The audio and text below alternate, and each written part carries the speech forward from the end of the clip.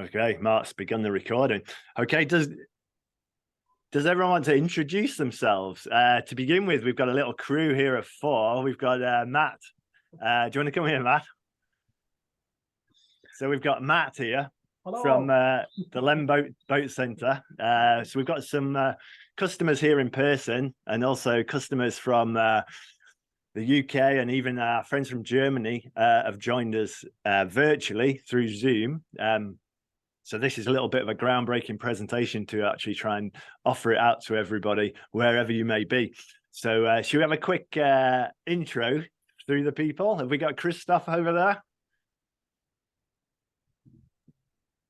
Hi, Pete. Hi, everyone.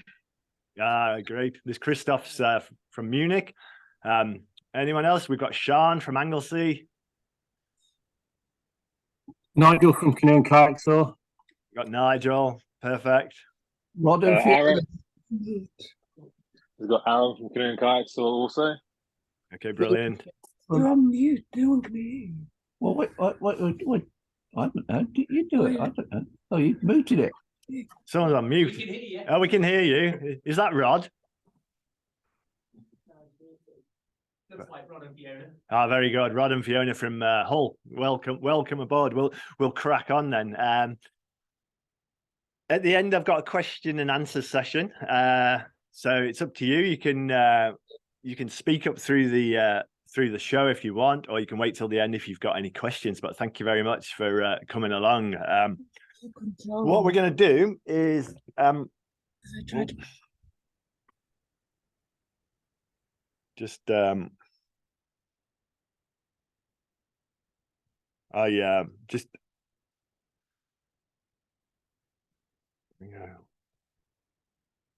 Yeah, I need to get to the beginning of my presentation.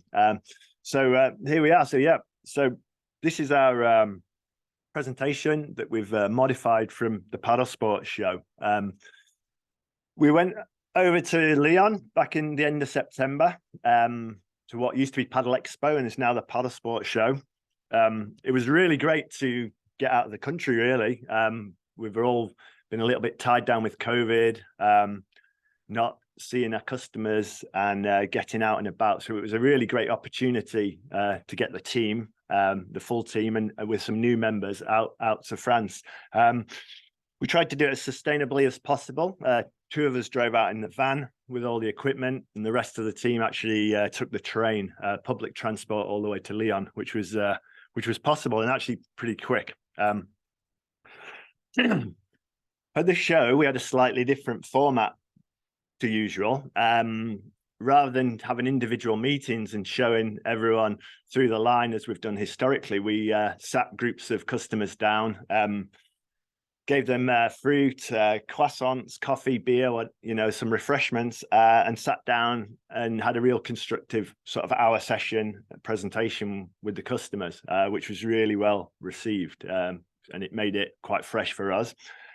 So this is a little bit of an idea for next year, is whether or not we could do a similar thing virtually as well. So if for instance you can't make the Paddle Sports Show, we want to offer out the appointments online as well, so that you can be there anyway. News out today, I don't know whether people have seen, is the Paddle Sports Show is actually going to be in Strasbourg at the end of September next year, which I think is a good move because it's on the German-French border, and it's more likely to bring it's more Central Europe, so it'll bring more customers in. So my presentation, I'm going to go through very quickly a 33-year history of probably more than 33 years history of Peak Paddle Sports, how it began and how we got to where we are today.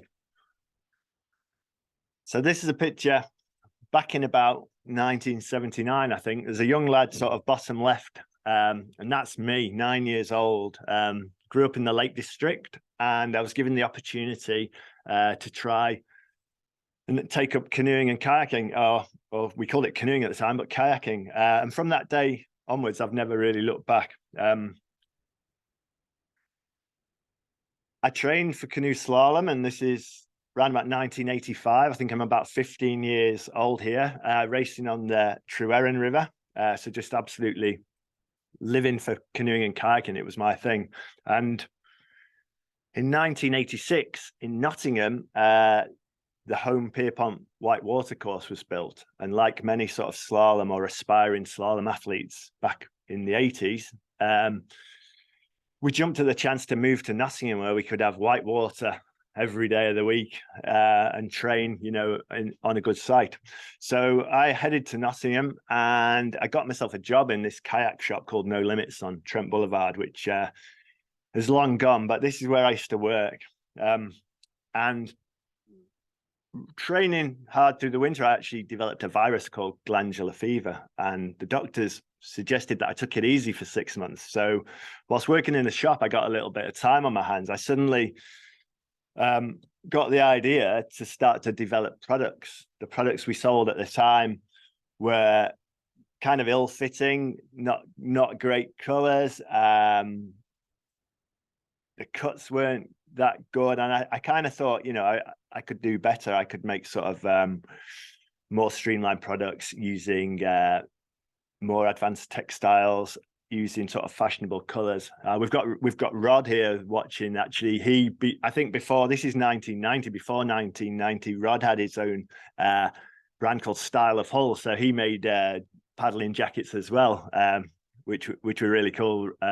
Rod, you can see, he was traveling every weekend to slaloms all over the country selling his equipment. But myself in this No Limit shop decided that, you know, I'd give it a go making equipment. All my friends were British team members, and they thought the products or the samples that we'd made were good. And so I went from there. I borrowed some money from my parents, or from my dad, bought some fabric and some foam and a sewing machine, and started to make paddling products.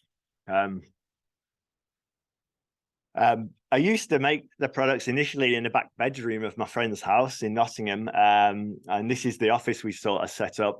I bought an Apple computer very, very early, 1990 version, and again, we're still using Apple now. Pretty much use the same account system that we set up in year 2 as well. So yeah, it's been an Apple story right through. And then developing products through the years. Again, purely at the beginning was myself, but then as we hired employees, we just made products for our own enjoyment. So we made products for slalom because we were slalom paddlers. So to improve slalom performance, we developed products. Again, we got a local team called the Demons in Nottingham playing canoe polo. So it was obvious discipline for us to develop canoe polo buoyancy aids, again, just for sort of enhancing our own enjoyment and performance of canoeing. Later on into the sort of late 90s, there was a real boom in playboating and freestyle kayaking. So again, being at home Pierpont in Nottingham, we became importers of Riot and Necky kayaks, which was a lot of fun, but also we developed the whitewater products for freestyle and for river running. So that's a shot of myself in the 1999 Freestyle World Championships in New Zealand. So again, always just developing products for our own enjoyment. This is a shot from Nepal. Off the back of the freestyle and whitewater kayaking interests, we developed, or we actually organized an event series called the Peak UK Whitewater Challenge. This event series, we kind of combined a slalom race with a freestyle race and a downriver race to find an overall whitewater champion. And we ran these events in the UK mainly for 10 years, but also in the Himalayas. And then we did one event here on the Zambezi River in 2003. But all the time we developed products to use in our playground, in our own play. As we grew a little bit more mature and older, we began to develop a really great range of sea kayaking and touring products, again, using our own experience and our own enjoyment as inspiration. And then more recently, myself and Paul and friends became parents. So we designed equipment for our own children. And, you know, the goals or the motivation of my business, what I'm trying to get across is that we've been developing products for ourselves and really to enhance paddle sports, really without any eye on commercial success. That's come secondary. You know, we've been very fortunate to have commercial success, but the drive of the company is to develop products for our sport, the sport that we love. This is myself and my two young kids, Alfie and Harry, a few years ago. The kids' life jackets, for instance, are really popular. We developed thermals, wetsuits, jackets, again, just for our own children so they can enjoy paddling. And we've been fortunate enough to have commercial success with those products. And then other highlights. In 2012, we built our own premises here in Darley-Dale, where we sat now, and these friends and customers from the Lemboat Centre are sat here with me, enjoying the building. You know, it's a great goal and a great sort of achievement to build this place. We designed it around the installation of custom print equipment for what's called dye sublimation printing. And in 2012, we developed a process where we can full custom color print fabrics for national teams, for individuals, and especially for the 2012 Olympics that was in London. So for the Olympics in London, we printed and designed this custom equipment, which was the choice of several of the international teams there. And we were lucky enough to go to the event and witness our friends here, Tim and Etienne, win the gold medal. There was also teammates Florence and Hounslow took the silver medal on the same afternoon. Pretty much all the team from Peak Paddle Sports were there watching, and it was a real sort of high point for us. There's a shot here of the team enjoying their victory, and the guy on the left is called Nick Smith. He was one of the coaches, and he was actually our first ever employee. He used to help me cut out the life jackets at my friend's house on the floor back in the early days. So it was a really proud moment for us to make these products, custom products, which are unique and set us apart from other brands, and also have our friends come back with gold and silver medals in the London Olympics. That was brilliant. And then sticking with slalom, because that was really where our sort of roots began. We kind of went on a 4-year cycle of doing what we'd say groundbreaking products for Olympic athletes.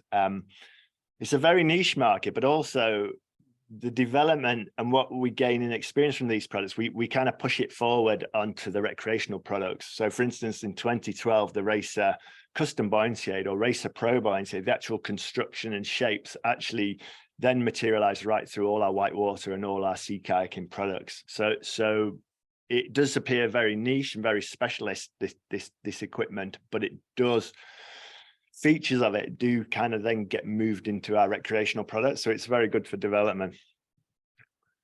So for the 2016 Olympics, we had a secret project called Operation Stormtrooper. Okay.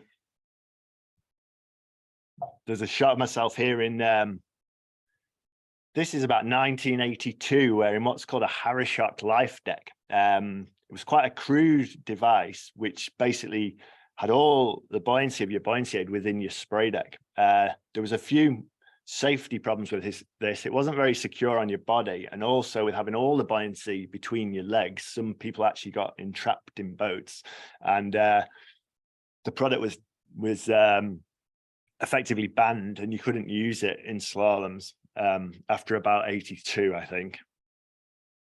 So we wanted to come up with something very special for the 2016 games, and inspired by the life deck a little bit, and also the need of the athletes. They were constantly after us to make the life jackets thinner, so we thought we'd revisit the life deck idea.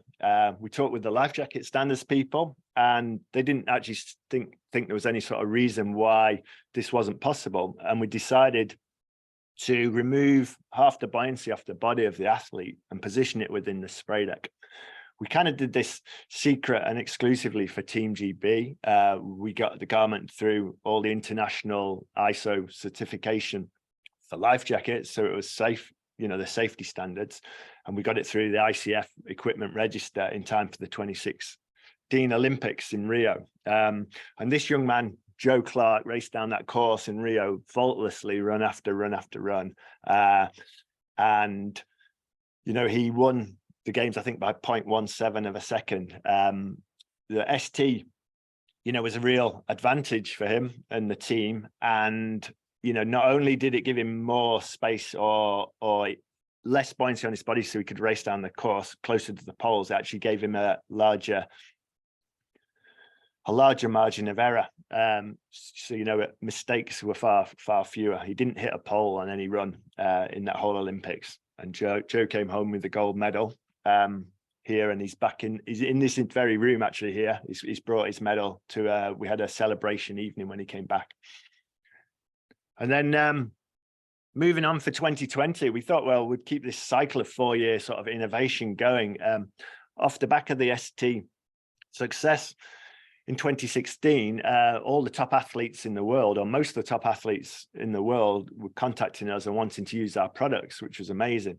So for 2020, we decided to take it a little bit further. We worked the standards people again, and what we did was we removed more buoyancy from the front of the garment and put it into the spray deck. And by engineering the fabric using a stronger fabric, it's a little bit heavier, we could remove all the straps off the body. So we made this super streamlined version with no front buoyancy at all and no sort of straps on there. And it was secured with a crutch strap between the legs. So it was actually a very secure garment on your body, but it actually meant there was no buoyancy whatsoever on the front of the athlete. We supplied this time, not exclusively to one country, but we supplied 32 out of 34 countries in the Olympics last year. And this guy, Yuri Priskovich from Czech Republic, he won the gold medal. The shot before was Mallory Franklin. She won the silver medal. And then, in fact, if you look at the whole medal table, out of 12 medals on offer, there was 9 of them was won wearing our product, which was a super achievement, like absolute icing on the cake. And then other things we've got going on, more recently in the last couple of years, we've started our own charity and a canoe club called Paddle Peak. Paddle Peak has a few goals, different goals. One is to improve access to water within the Derwent Valley here, where we live and where we're based. The river, very sadly here, access to the river is contested highly by big estate landowners and sadly angling clubs. So one of our goals is to improve the access to the Derwent Valley. Also the reservoirs, there's no access for canoeing and kayaking. And as far as we were aware, there's little or no access in the entire national park, Peak District National Park, for canoeing and kayaking or uncontested access. So we're trying to change that. Another large part of the project is we want to sort of inspire and enable local young kids to try paddle sports. And then if they like it, to be able to come back and take it up. This is one of the things we want to do. Like the shot at the beginning, showing myself, is somebody gave me the opportunity to learn to paddle, and that's shaped my life. So if we can give local kids the opportunity to try paddle sports, then hopefully, we can give them a really good goal moving forward and set of skills to help them on their way. And then the third main part of the project is to actually clean the local river and care for our sort of local environment, our playground, effectively. We run regular river cleans, cleaning out litter here. There's Aaron, who you all know. He's got like a full garden set here that's been dumped in the river. And in 2019, there was a huge flood where 400 of these hay bales came down the river. Each one has got tens of meters of black plastic wrapped around it, which we've removed literally thousands of meters of this plastic from the trees. And without our group doing this, it wouldn't actually get removed. And, one of our little sayings is that we're actually cleaning the river, but we're saving the sea. So we're actually, every bag of rubbish we take from the river upstream here is a bag less going out into the sea, which is a real help. hopefully Sean over in Anglesey will notice that there's less in the water coming down. Although ours goes out towards Rod, I think, in Hull. I think it ends up in the Trent. So yeah, the next section of the presentation is I'm going to talk you through the team. So Peak Paddle Sports, Peak UK is a small business. It's a family-owned business. It's owned by myself and my wife. And this is the team. That's me there. We've got Kerry. She's upstairs. Kerry does all the cutting and printing of all the custom garments. So all the Racer STs and the Polo Buoyancy aids. Kerry will be printing them out and cutting them. We've got a small team of sewing machinists. So we've got Paula and Dawn. They manufacture all the custom products, the Canoe Polo Buoyancy aids and the top decks, the Racer STs. We've got Phil here. He can paddle. He's mainly a climber, but Phil works the warehouse and he pretty much ships out all the orders that come out to you. We've got Aaron on the left here. He deals with all your orders, processing your orders, making sure, communicating with you what's available, when it'll come out. And with Aaron here is a new member of our team is Noor. Noor helps Phil in the warehouse, and Noor is part of a Syrian refugee family that have moved into Matlock and came to work with us as part of the Kickstart program post-COVID. And he's brilliant, and we've kept him on, and he's become a good member of our team. So that's Noor. We've got Paul here. Paul takes care of most of the design for the custom products, and he also helps me with designing of specifications of products that we manufacture in China. He's also hands-on at everything, really. So if people are off, Paul will take care of a lot of things. Mark is a new member of the team. Mark's come to sort of help with general admin. He's taking care of sort of everything web related. Mark was an athlete that we used to sponsor many years ago, and also a Team GB slalom coach. So we're going to utilize Mark's skills well with taking of local young people paddling in the future. You've got Adam here. Adam takes care of all our accounting and admin. So if you've got any account queries, Adam will help you out. And last but not least is Ryan. Ryan's just joined the team. Ryan takes care of any sort of repairs that need to be done, warranties or service, or if people need new seals, that kind of thing. So that's Ryan. And then last but not least, Peak EU. Sadly, due to departure of the European Union, we had to start a new company in Southern Ireland, effectively as a way that we can get our goods and orders back into the single market and be as pain-free business as possible for our European customers. So yeah, we have Rob over in Ireland. Rob's my partner, director to our Peak EU company. So he handles all our orders. We ship maybe 20, 30 boxes per week over to Rob in Ireland. We deal with all the customs difficulties, clearance, duties and fees, and then Rob ships them out into the EU single market. They're all good to go. So that's not great, but it's a good solution. It's the best solution that we could come up with to keep things moving. Sadly, it's slowed things down and increased costs, but I think it's operational and it's working well. So on to general business side of things, pricing for 2023. Very sadly, we're in super volatile times, I would say. One of the biggest problems we've been up against is exchange rate. So all our recreational products we manufacture in China and we buy them in US dollars. US dollars is kind of like a global currency that everybody deals in. And the exchange rate, this is a sterling exchange rate, but the euro is very similar. So this is from September 21 to September 22, and the rate literally dropped from 135 to 115 or even 1.03 at one point. So effectively, that's our costs going up. So on exchange rate alone, there's a huge cost difference from one year to the next, at least sort of 15, if not 20%. That's a more recent graph, and we can see some recovery, but it's still dropped to about 120 when it was 135. So that's a 15% increase before any inflation to do with the cost of oil, shipping, and other global problems. So very sadly, our prices have increased for 2023 between about 10 to 20% based on which products. But I think you'll find that's common within the industry, or within all industries and everything.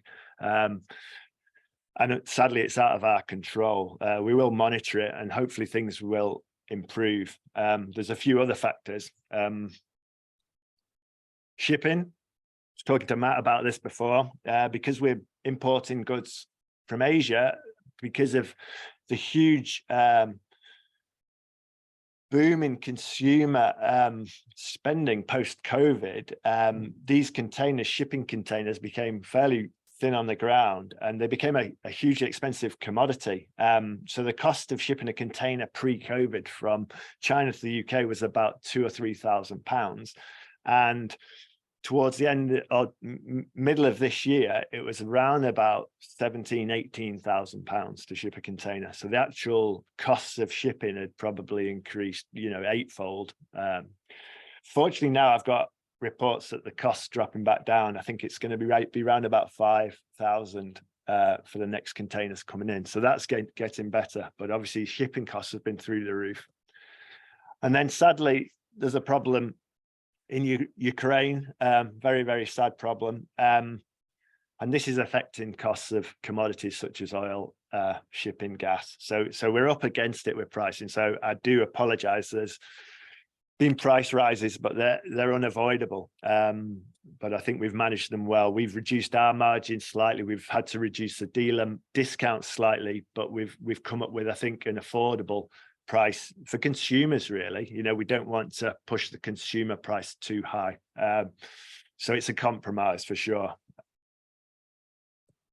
So then moving on to products, we've become really conscious, or we've always been conscious about our environment, but more so in recent times. Our environmental position is, we don't claim at all to be carbon neutral or even near carbon neutral, but we want to be as sustainable as realistically possible. So we say that we're more sustainable. We don't claim to be carbon neutral, but we're doing what we can. So what you'll notice is all our packaging has gone. This has happened for several years now, is we've removed all polythene bags from all of our products. We've virtually got zero packaging. At the most, you'll have some hemp string and a recycled hang tag, we've perhaps removed the need for maybe 50,000 polythene bags a year by doing this, which is massive. Then most or all of our touring and whitewater products, or jackets and suits and pants, actually utilize recycled textiles now. So the yarn within our tour light jackets, for instance, is made from recycled polyethylene, which can be created from things like plastic bottles. There's a quick diagram here showing plastic bottle. They actually get cleaned, they get shredded and made into what's called flakes, and the flakes are then melted down, and they make these beads you can see on the image there. The beads are then extruded into yarn. There's a reel of yarn there, which can then be woven into fabric and dyed and finished and made back into a jacket. So this is kind of common across our tour light products. And then also our whitewater, our higher end products, are a recycled nylon, where the actual yarn is created from a byproduct or waste product from creating carpets. So it's a similar thing, but it's come from what's called post-industrial waste. So it's actually waste left over from manufacturing, where the polyesters are post-consumer waste.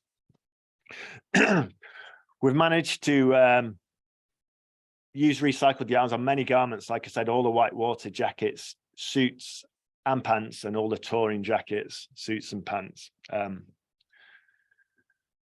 Other sustainable features or more sustainable features, the zips that we use are made from recycled polyethylene. It's a YKK zip. The fabric has what's called a CFC-free water repellent finish, so it's actually not damaging to the ozone, as was previous versions. And then actually the neoprene on the seals of all our jackets, or the high-end jackets, is what's called bioprene.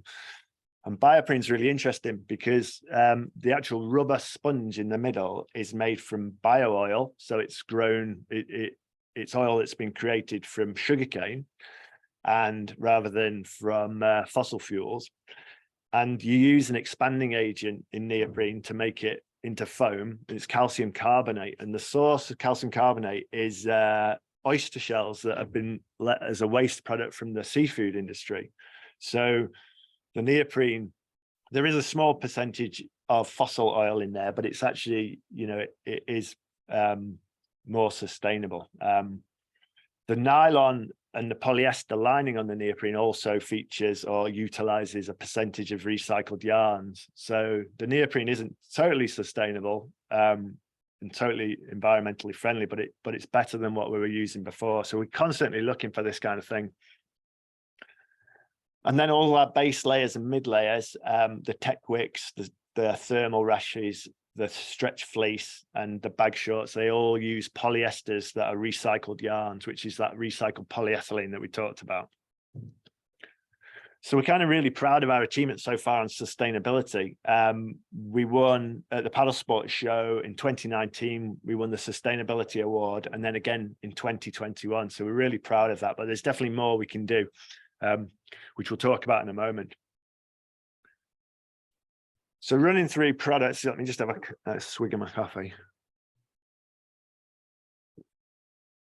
Running through product changes. There's not a huge amount of product changes for 2023 because we did maybe updated about 90% of the line for 2022. We generally try and run things for at least 2 seasons before we sort of change colors and update anything. But yeah, main updates. What you'll notice on our life jackets, any life jackets that have been made since the middle of this year will carry this UK CA as well as CE safety marking. Again, it's a joy of Brexit. We now have to conform to 2 sets of certification, and we have to be examined twice on the same standards, once in Europe and once in the UK. There was a deadline that this had to be done by January the 1st, 2023. But so we rushed and managed to do that. 18 months of hard work and a lot of money and frustration. And then it's actually been U-turned. So you can still just use CE for the next 2 years, but basically we've done it now. So all our life jackets moving forward will carry these emblems. If any existing stock, they perhaps may just have CE on them still, but it's still okay for you guys to sell those, no problem. But any new stock coming through, you'll see both these logos. Updates. Our marathon racer buoyancy aid, we've updated the colors to this red, blue, and black, blue combination.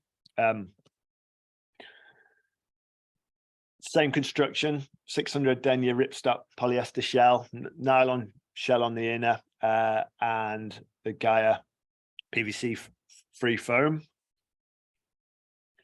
Same huge pockets with gear clips and drainage holes. A large back pocket for the drinks bladder. And adjustable figure hugging shoulders. And the side straps have actually got an attachment, an optional attachment for a stand-up paddleboard leash, quick release leash, which has proved really popular. There's a shot here of Aaron showing that leash where it's like a cow's tail leash that connects to the side strap on the buoyancy aid. With the addition of a little cam buckle, it creates a really compact quick release system. That can also be fitted to the Racer Pro life jacket. And then we've updated our multi-sport jackets. So we've got a PS smock and a PS hoodie that we'll tell you about. These garments are sort of intended, if you if you think back to the shot a moment ago, is airing on the paddleboard, they're intended for people that do more than one activity. So they're equally at home, say on a bicycle as in a kayak or on a paddleboard, or running, walking the dog, that kind of thing. So it's a kind of master of all jacket. We've got two versions. There's a smock, which is a pullover. Again, it's been updated to the recycled fabrics. These are a nylon.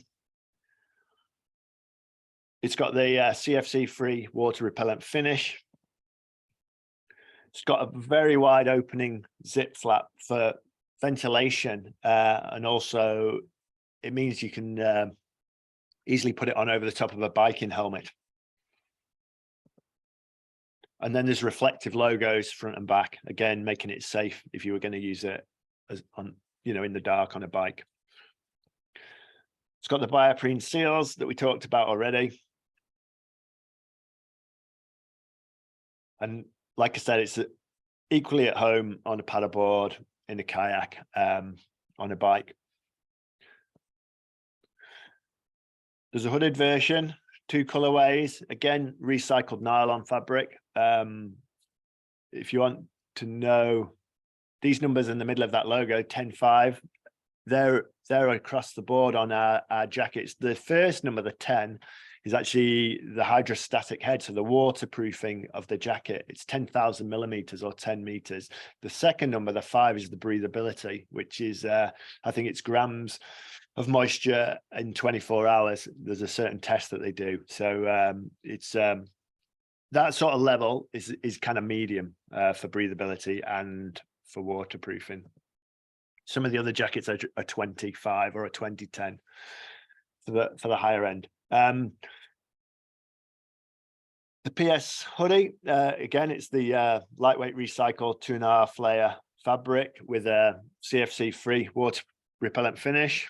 The zips are YKK AquaGuard, so they're the water repellent zips.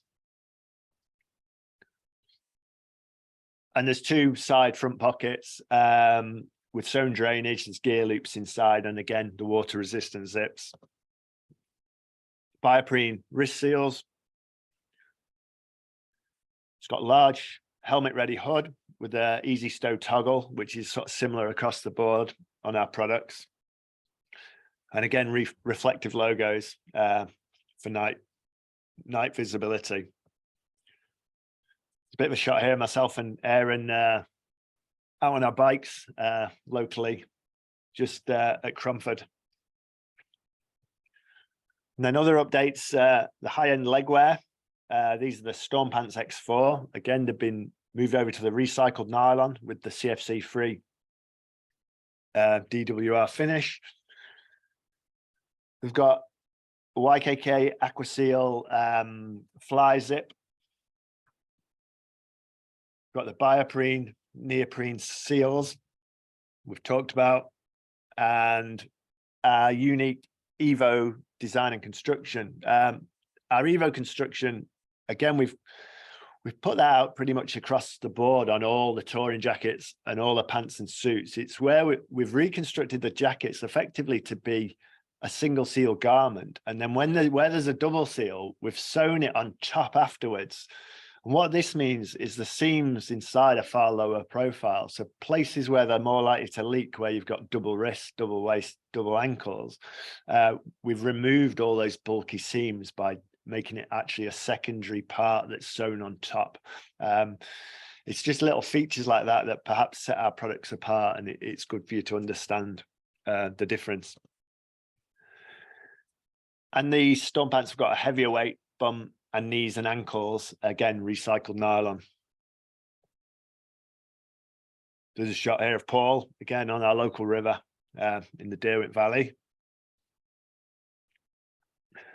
And then our Explorer salopettes, they're our sea kayaking or touring trouser. Again, 4-layer recycled nylon with the CFC-free finish. It's got a waterproof AquaSeal sort of dry suit seal fly plus entry zip. It's a double-ended zip that actually zips down to get it on, and it zips up for the fly. Explorer salopettes again, got the bioprene ankle seals, and also the Evo construction, where the outer seal double ankle is on the outside, meaning that the seams inside are far less bulky. And you've got the heavyweight 4-layer knees and bum recycled. There's a shot here. This is myself on the Isle of Skye in July this year. So whilst most of the country was basking in 40-degree heat wave, it was 12 degrees, blowing a gale and raining in Skye. Perfect weather for testing the Explorer salopettes, and this product now as well that I'm wearing is the Ocean Bothy. So the Bothy's been updated. It's a great garment. It's actually an extra layer that you put on over the top of stuff. So if you're instructing, or if you've got a group, or if you're out on the sea, it's a really good sort of safe garment, an extra garment that you can take. Again, following all the aspects that we've done on the rest of the range is using the recycled nylon fabric, the CFC free finish. It's got really large hood that stows away with a toggle. The whole jacket folds into the hood. Again, for sea kayaking, it's brilliant to pop it in your day hatch. And then also recycled YKK zips. And it has a huge front pocket for your hands. It's kind of a tunnel right through with sewn drainage holes. And then there's 2 chest pockets, and they line up with the pockets on the Torlight zip or Explorer zip buoyancy aids. So they go right through to inside the garment, so you can access your life jacket or PFD pockets. And then suits, no massive updates on suits, but following on from feedback from customers, our white water suit this year we only had in the black version. We had a lot of people asking us for black garments, so we accommodated that, but then we got a bit of criticism for not having a more visible color. So we've added the red black version, for people that perhaps wouldn't want to wear black for safety reasons. Again, the white water one piece, it follows all the same, the recycled fabrics, the Evo construction. We've kind of pushed that right through the line. And then something we're quite excited about for next year is our range of helmets. We've got a couple of helmets we're adding to the range. We've got this center helmet here, which is like a tough ABS shell with a high impact EVA inner. The beauty with the center helmet is it comes in 4 color coded sizes, so extra small with the red straps, small medium with the blue straps, large extra large with purple, double XL with green. These strap colors match our life jacket adjustment straps on the center buoyancy aids and also the center jackets. So it's really easy to give them out to clients. Again, the helmet's a CE and UKCA approved. That logo's coming up again. And on the back of the helmets, there's a little adjustable cradle wheel. What we've done with this is we've made it so it's removable and replaceable. So if those little adjustable cradles break, you can easily get a spare part and replace them. The webbing is non-fray.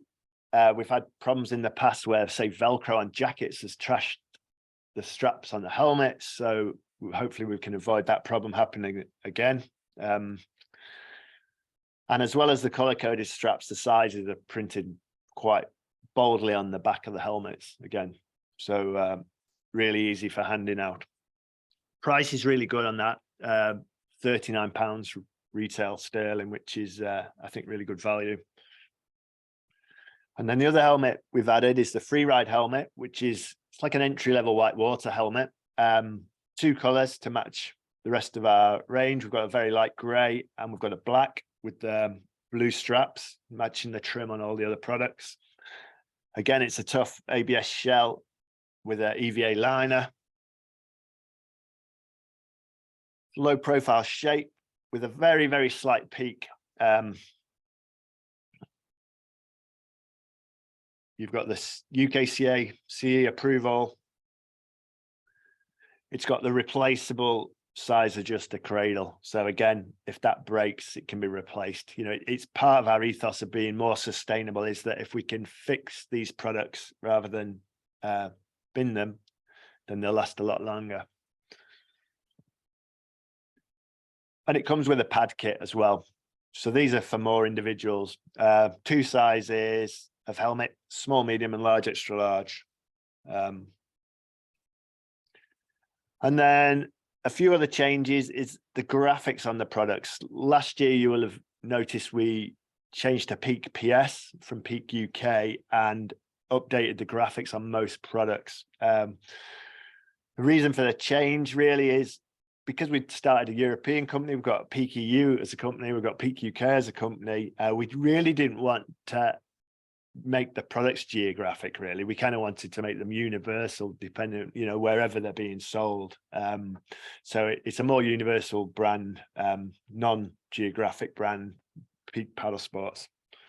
So what we've done is the products that this year were not updated with the branding, effectively we've updated. So these are the bag shorts. You've got the new branding and new colors, and then all the gloves, open palm mitts, pogies, branding updates. The nylon pogies are recycled nylon, following on with the recycled, more sustainable ethos. And then all our stretch fleece items, Tech Quick items have had just the graphics updated. Same with footwear. So your neoprene socks, neoprene shoes, zip boots have all got updated graphics. The products haven't changed at all, but purely the graphics. And then some promotional items. We've got beanies and baseball caps. Again, the graphics are updated, but these are all made from recycled polyester as well, moving forward. So pre-order deadlines, hopefully post-COVID, things seem to be settling back down. We used to really pride ourselves on having sort of most of our products, 90% of our products in stock 90% of the time, and be able to sort of supply you as and when you need the goods. So what we're saying really is pre-orders aren't necessary moving forward, but they are, however, quite helpful for us to actually gauge whether or not we're missing anything mid-season. So if you can place a pre-order for the spring, that's really helpful. If you don't think you can, then that's no problem at all. Like I said, hopefully we'll be back in a situation where we have stock most of the time and can just supply you as and when you need stuff. That'll help your cash flow. And, you know, we've not liked being out of stock and letting people down, you know, so we're really keen to be able to supply you when you need stuff. The website's been updated. I think if you've all got your trade price list by now, there's new usernames and passwords on the front of the price list. And on the dealer portal, there'll be all the updated images that you can use, all the information you need, order forms, images, price lists are all on there. So quick run through now of highlights of our year, really, things we've been up to that we want to sort of tell you about. Back to the Paddle Peak part of the show a minute ago. We ran for 3 days, I think called the Cromford Adventure Weekend down on the canal. In Cromford, we actually took 280 kids kayaking over 3 days. We did like half-hour sessions back to back for 3 days solid. These are all local kids. Nobody had to pay. We just wanted to give them their little taster of paddle sports. So that was magic. This guy here, Yuri Priskovich, he won his 5th European Championship title. It was brilliant. Joe Clark won the 2nd World Championships in extreme slalom. So it's a new sort of discipline for the Olympics in Paris. Joe's won twice now. And you might recognize a few people on this picture. It was the Freestyle World Championships at Nottingham, at Home Pierpont, which is kind of where we were based for a long time and where we spent many hours kayaking, kind of learnt our craft, really. So we actually had the enjoyment of going to our own home world championships. You've got Adam there, there's Ibo, who used to work for us, and Aaron and Kerry in the middle there watching. We supplied several members of British team with custom equipment here, of which local lad Harry Price won the bronze medal in the men's kayak, which was amazing. This is Gav Barker. He didn't make the final, but in training he was phenomenal, like absolutely phenomenal. And we had our own little party at Desperate Measures shop, which was actually absolutely brilliant. We had pizza, beer, live music, and it was very well attended. So that was amazing. This guy here rocking out under the gazebo, that's Adam, our admin guy. That's his dad. His dad plays the guitar. His dad, look him up on iTunes. John Gill, he's a musical legend around here. So John, any excuse to play his guitar and sing came along. And in the morning, when I woke up in my van, I had an awful lot of beer bottles and can recycling to do. Yeah, it took me and Snakey quite a while to clear that up. So this is our local polo team, Viking, from down the road. They came and helped at the Cromford weekend, Adventure Weekend, but also they won their British National Championships, which is amazing. And we went sea kayaking. Well, we had fish and chips in Blackpool. So we had a little fun photo shoot over in Blackpool. We wanted to take some pictures of sea kayaking suits, and we didn't really have time for Greenland or the budget, so we had a quick dash to Blackpool and got a few creative shots for the catalogue and adverts and the like, and we even met Elvis, so that was pretty good fun. And then, like we said at the beginning, we had a great team trip out to Leon for the paddle sports show. That was really great. This is the organising team, myself and Toon. Yeah, that was brilliant. This is our final victory meal when the show was done. So we had a really good time there. And then this is my son, Alfie, 8 years old here. And Harry, who's 6, they both did their first slalom. So that was amazing as well. So pretty good year on the water. For us.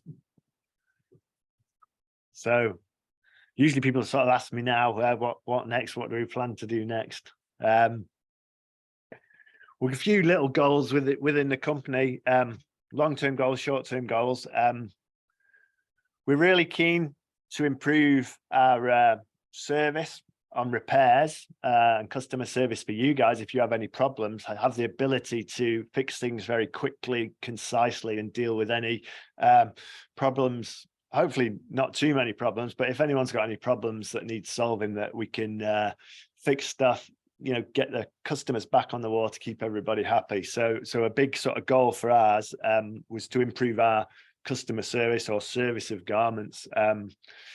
We've now got Ryan working for us that we talked to you before about. He's really getting up to speed on this is seam sealing, so repairing products, and again, it adds to our sustainability, more sustainability ethos, that if we can keep these garments going for longer, it saves them from being scrapped and putting into landfill and the like. This is a little seam sealing machine showing you how we pressure test the seams. And then on the sustainability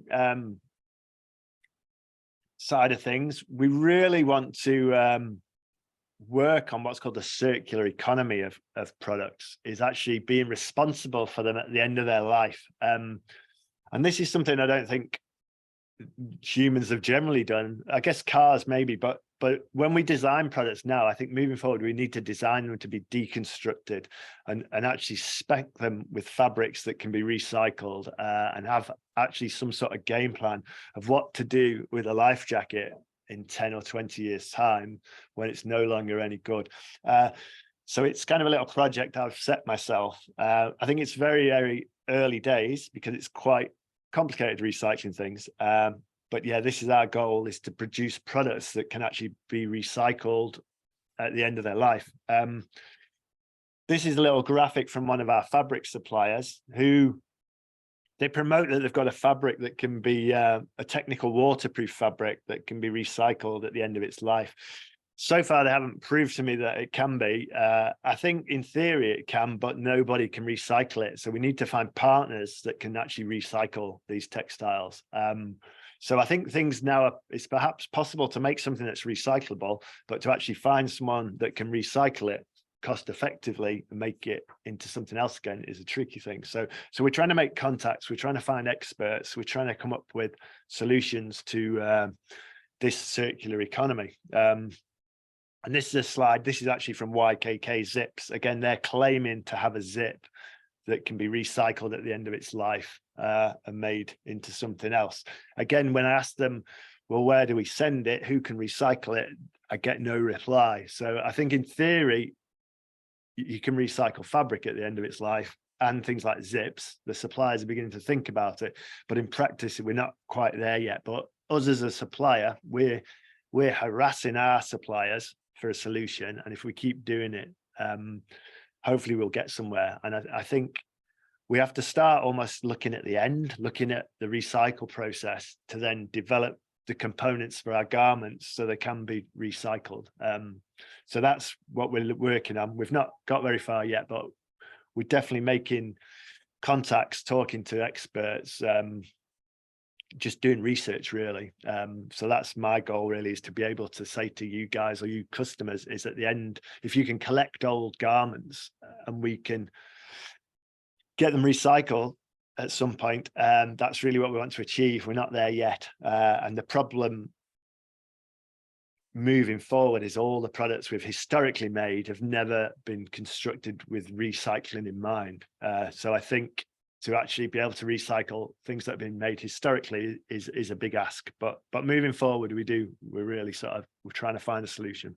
And then another exciting note, this is a piece of land down the road beside the canal. So the canal that we've shown you where we take the kids kayaking, we managed to, or I had the opportunity to purchase this derelict garden centre. I'd had my eye on it for a few years, quite an interesting site, and push came to a shove and we had to sort of come to a decision whether we wanted to buy it. So foolishly or wise, I don't know, we've ended up buying a derelict garden centre beside the canal. It's got 150 metres of canal frontage, and it's pretty wrecked, but our goal really, or one of our dreams, is there's a shot there of the canal, so that's Alfie, my son, on his bike by the canal. Part of our dream really is to make a more sustainable, like an eco-friendly building for our business here, but also a centre for local kids to come canoeing. So this is a bit of a project we've got. There's no massive time scale on it, because again, it depends on economy, money, planning, all sorts of ifs and buts, but we've got an opportunity. So hopefully we'll have more news as it develops. But my goal really is to have a close to carbon neutral building there for us, but also a base to take all the local kids kayaking, So back to that first shot. This is a picture. You can see in the background is actually a dinosaur. The garden centre's got a concrete dinosaur. So it's pretty idyllic really, but we're a long way off. We're looking forward to doing something there soon. So that's the dinosaur. It's called Stella, apparently. Concrete, solid thing. So yeah, we're proud parents of a dinosaur. That's a little bit of a shot of kind of how we visualize it. So it's not so far. It's about 3 miles from here, close to the river, got canal frontage. So it's pretty idyllic, but yeah, a big dream. But we're slightly on the way towards it. And that's just the kids we take kayaking each week. That's Harry, my son, and that's on the canal. So right there where we take all those kids paddling, we've got this great opportunity, and we've bought some land. So this is one of our partners, John Best from Rapid Horizons, taking the local kids that we take out paddling, they did whitewater safety and rescue. That was actually when it was 40 degrees. So yeah, and that's Edie. So that's my friend Snakey's daughter, and we've been taking those guys paddling for over a year now, but we kind of want to take more. We've got a group of 10, but we want to take sort of 50 or 100 ideally. So that's what we're up to. So yeah, has anyone got any questions? Usually we use the recycled fabrics, yeah, and those kind of materials. Obviously, you've put a lot of work and emphasis into that. Is that, how much more is that costing you than just saying, well, let's use a standard fabric right. and so on? You know, you're using stuff that's sourced from you know, recycled materials. yeah. How's that affecting the cost? Okay, so I don't know whether you heard that, but people online, but Matt's question was, how much was the use of recycled textiles affecting the cost of the materials? It's not actually that much more expensive. There's a small rise, I would think. Let me try and work a percentage. I bet it's sort of around about 10% more expensive, the recycled textiles, because the actual recycled bit isn't all of it. Just a second, I've got, I guess you can show that. So this, in this jar, these are the beads that we talked about before. So rather than being made from virgin oil, that's been made from the flakes from plastic bottles. And then from that point onwards, the process is the same as making normal fabric. So it's only the first bit. There'll be perhaps they've got the cleaning and the flaking, so there'll be some costs involved in getting it to that point additional. And are the suppliers, like the fabric manufacturers, are they innovating, like in China, for example, if that's where the material's coming from? Are they innovating recycled materials as well? Right. Or are you pushing for that as the sort of the customer in Britain? Right. Where does that emphasis? Yeah. I think, to be honest, again, Matt was asking, was it the suppliers in places like China innovating the textiles, or was it us pushing for them to be innovated? I think it's a mixture of both. The fabrics mainly come historically from Japan, and more now, most of our fabrics come from Taiwan. We'll use very little China sourced. The China sourced fabrics, perhaps on, say, a center jacket, more technical textiles are coming out of Japan and Taiwan. There's a lot more recycled textiles sort of now than there was 3 years ago. And I think our tour light jackets, to be honest, for 10 years have used recycled polyester. But at that point, that was the only quality that they did from recycled textiles. But now you can specify anything you want, really. It's all down to that yarn that I showed you before and the source of it, whether it's come from virgin oil or whether it's come from a mixture of recycled. Some of the fabrics we use are 50% recycled, 50% not. If anyone knows anything about weaving, that's to do with what's called warp and weft. So you have a warp that goes lengthways down fabric, and that's manufactured in one piece, like a huge length. And quite often that can be not recycled. And then the weft going horizontally is the recycled element. It's all to do with how the looms and how they make it.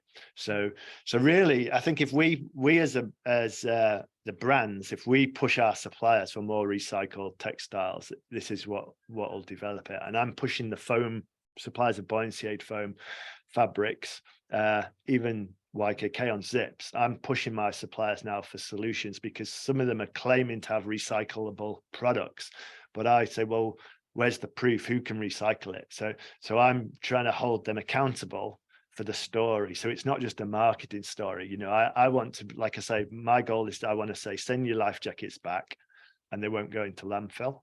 You know, that's what we want to achieve, you know. And I think, you know, I don't know about paddle boards, for instance.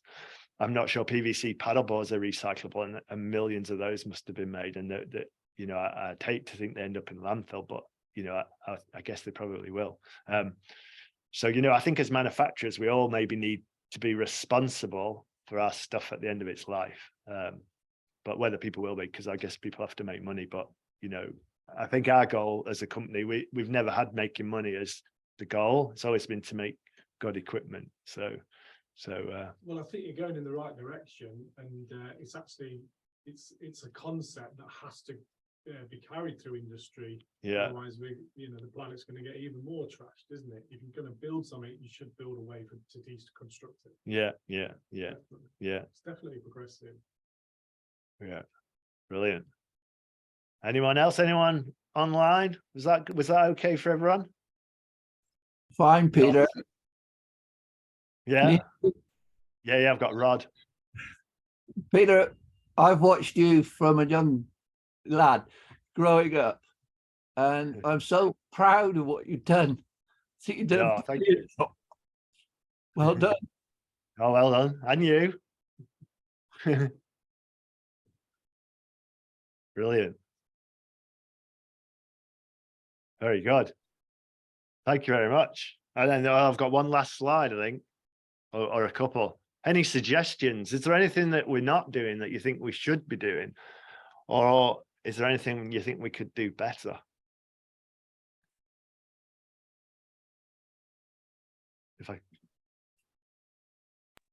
I may It's all have fine. one suggestion. Here we go. That's good. So when it comes to sort of collaborations with sort of other brand, so I see a lot of the pictures and stuff like that is with Piranha and sort of other boats in the clubs and stuff. Are you planning to do sort of more projects in sort of the new year to sort of collaborate with the sort of the kayaking brands and stuff? Right. The collaborations, we've always, well, mainly worked with Piranha. I guess it's just ease because they'll make us boats the right color to match the equipment, which we quite like for our photo shoots. And also with having the kids boats and stuff, the paddle peak boats, Piranha have been very good. We've not had any free boats, but they've definitely done us a very good price on all those kids boats and the boats we use for photography. We've kind of done stuff with Valley before because they're in Nottingham and they always used to be on the back of our stand at Paddle Expo. But more recently, we're kind of doing more with P&H because again, they're just down the road and Pez is a really good friend. So we don't deliberately collaborate with one brand, but it's just whatever's easiest, I think. And Piranha have been very supportive of Paddle Peak and the boats, and those Rebel kayaks that we get from Piranha are brilliant for young kids because the kids we've been taking are quite sort of 7 year, they're pretty young. So yeah, we don't purposely collaborate, but it's just kind of worked out that way. And it's quite nice like that because I think it all looks quite good. I think we've used Wacker boats before. Yeah, no, like with everything, it's very, very well color coded and very well done. And I'm just wondering if you've got any sort of anything for sort of next year, if you're planning to do something together rather than just sort of. Yeah, maybe we'll keep it in mind. And the problem when we do our photo shoots is it's a bit lastminute.com. Quite often a sample will come in on a Monday.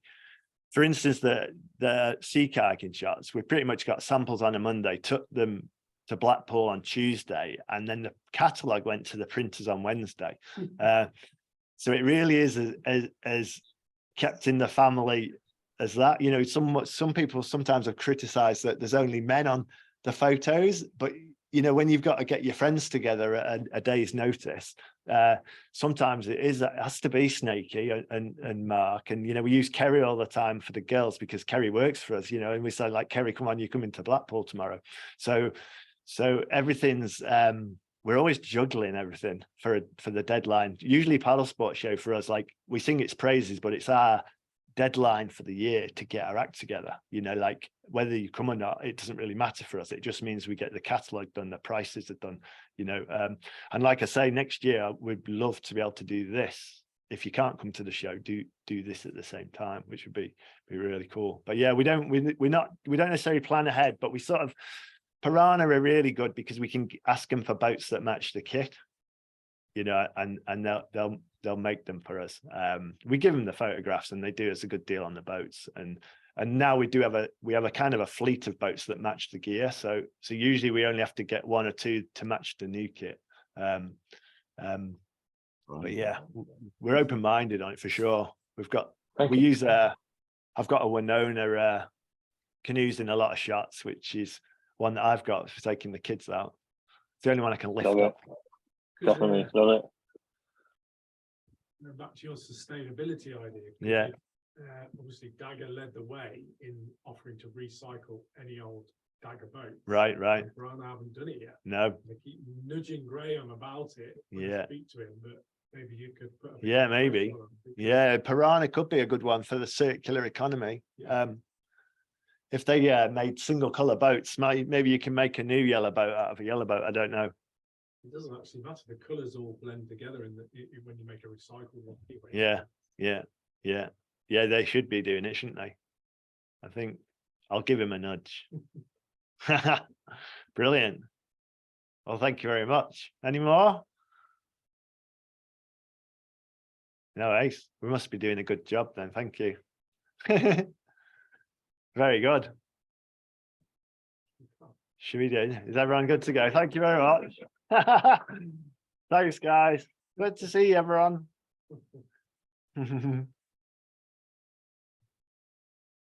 Brilliant. We're not there. Gonna dodge one. Yeah, there you can. Oh, It's well done.